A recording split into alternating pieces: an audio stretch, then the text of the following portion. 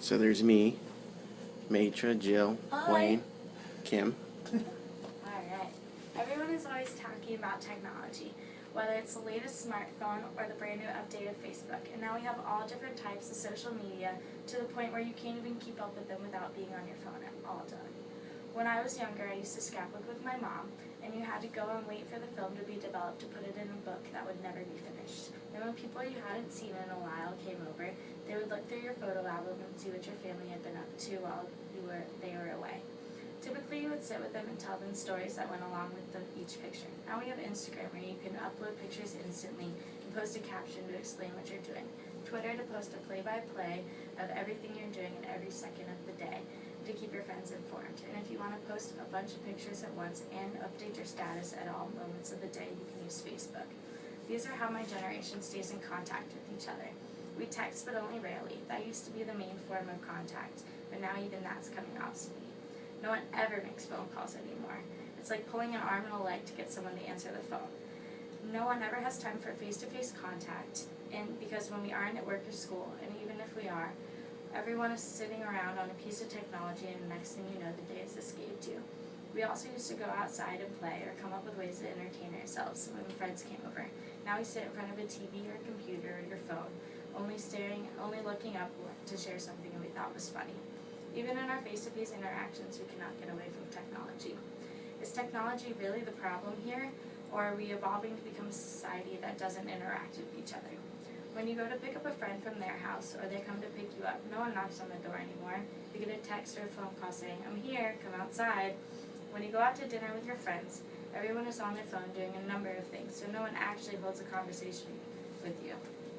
So why bother taking the time to hang out with these people if you're just going to sit on iFunny or Snapchat like you do all day at home by yourself?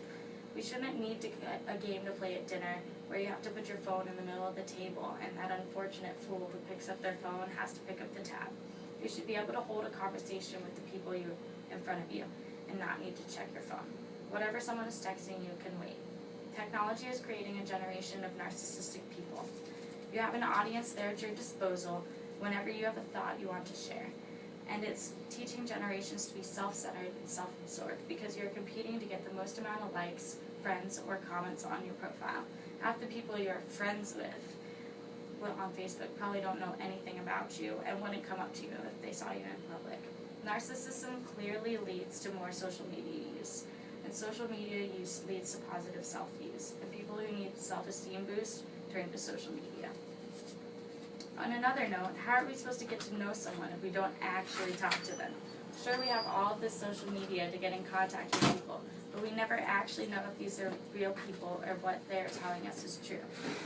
You don't know what the guy you have been texting for the past month and only have hung out with twice is actually interested in you and is telling the truth when he says he only has feelings for you. For all you know, he could be seeing 3 other girls on the side. The way we are so connected to our profiles and social media has set us all up for deception. It makes it so much easier for us to tweak our identity in the slightest bit in order for us to seem cooler than we are. We have to seem as cool as everyone that we follow on Instagram and Facebook. So we fabricate evidence in order to fill the gaps where we cannot afford the stuff that our peers have, or we just don't have the time to take trips across the country like everybody else. It has gotten to the point where we do that in our everyday conversations as well. No one really knows each other anymore, so people start telling little white lies in their conversation to vamp up their stories. We communicate so much online, spilling every little secret to people we barely even know in order to seem cool and truthful, when in reality we could be telling people our most well-kept secrets only to have them used against us. Or we could have this perfect profile that makes us look incredible, only to have it found out to be a scam. In the end, the people who actually care about us the most are the ones who turn out to know the least about us. Our generation whines and complains that we have to wait for something because we are so used to having everything at our fingertips and getting all of our information instantly. No one wants to wait 30 minutes for a table at a restaurant anymore, so they order food to be delivered and sit in front of the television to eat. Most families never sit down together and enjoy a meal. Part of this is due to everyone's different schedules, but the majority of it is the fact that we are all working around a technology schedule. There's no time for us all to sit down together, and no one wants to give their routine up. One of the biggest concerns with social media now is cyberbullying. It is becoming easier for people to be say cool and hateful things over the internet because they have a wall of security to sit behind. It's no longer the big kid at the playground stealing your lunch money. Now it could be even someone you considered as a close friend who's bullying you. People think that because they say something online, it's not a big deal, but when in reality, it can hurt that much more because so many more people can see that. Cyberbullying has led to depression, anxiety, and even suicide.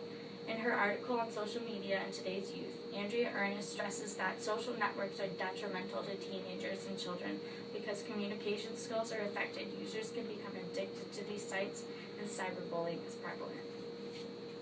We rely so much on our technology, which we think is so amazing and incredibly helpful, but we don't realize that in the end it is taken away from our communication with others to the point where we really don't know the people we interact with every day.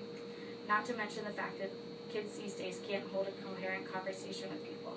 So how are they expected to get or even hold a job if they don't know how to communicate? We cannot use abbreviations like IDK and LOL in the real world. I know I'm not the only person in this generation who is concerned about this. There was an article written by a 17-year-old girl, Amy Summers, and in her article she expressed this concern.